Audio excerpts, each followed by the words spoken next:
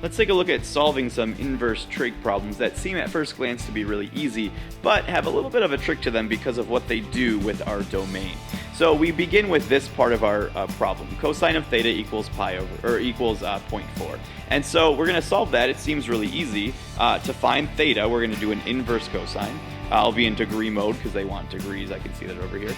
So the inverse cosine of 0.4, and using a calculator, I find out that theta is going to be about 66.42 degrees if I round that off, which is all well and good. However, if I take a look at how they wanted the answer to appear, they wanted the answer to be between 270 and 360 degrees. So the angle does not satisfy that requirement of the problem. Remember, there's an infinite number of angles that have a cosine of 0.4 because they can just repeat in the circle. So I need to find a different answer. My calculator will only give me one answer. I want to find a different answer. So here's what I'm going to want to do. Let me make a sketch of what's going on in this problem.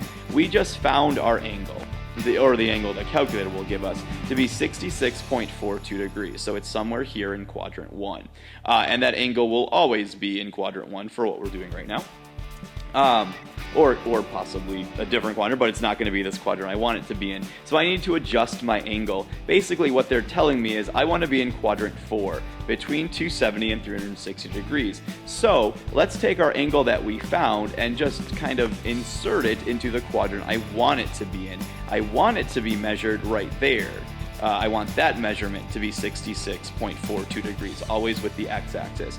But I don't measure like that. I always measure in standard position from the positive x-axis counterclockwise around to there. So the trick to doing these problems is put the angle that you found where you want it and then measure it as you're supposed to measure it. So there's a few ways I could find out what that large green angle is supposed to be. What I see is that I make almost a complete circle. I make almost 360 degrees, but I don't quite get there. So using some simple geometry, I'll in this case subtract off that angle. This depends on what quadrant we're in, so don't think you always do angle minus 360.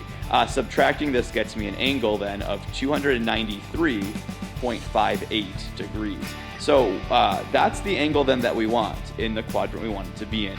It's really simple to check these, and I'd recommend you do that real quick because they're very simple to do. There's two things you want to check for. First, is the angle between the two values they said? Is it between 270 and 360, and 293 is, so check that part works. Also, we want to make sure that if I plug this angle back in, does the cosine of 293.58 degrees equal 0.4? And if you check that in a calculator in degree mode, it comes out, yeah, pretty darn close. It's not quite exactly because we rounded it off, but that angle is going to work. Okay, let's take a look at one more example just to make sure you've got the idea. This time, they want the answer to be between 90 and 180 degrees. In other words, in quadrant 2. We're going to see that when I use a calculator, it's not going to be in the quadrant they want it to be, and so we'll have to adjust it. So to find theta, at least to find 1 theta, I have to do the inverse sine of 0.62, and I find out, according to my calculator, the one and only answer the calculator will give me is that this angle is 38.32 degrees, which is the answer, one of an infinite number of answers, the only one the calculator will give me, but I'll need to sort of manually adjust it to end up in the quadrant I want it to be in. So again, let's make a sketch of what's happening. So this angle is 38.32 degrees. Remember, it's always measured from the x-axis.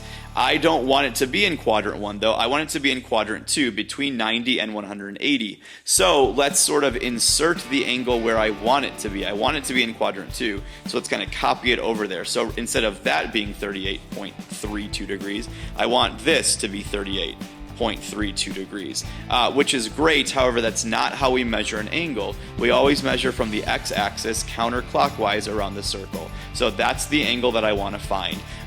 Using some simple geometry, I can see that I go not quite 180 degrees because that would get me halfway around the circle.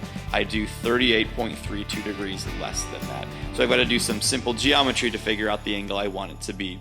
Once I subtract those, I come up with an answer of 141.68 degrees.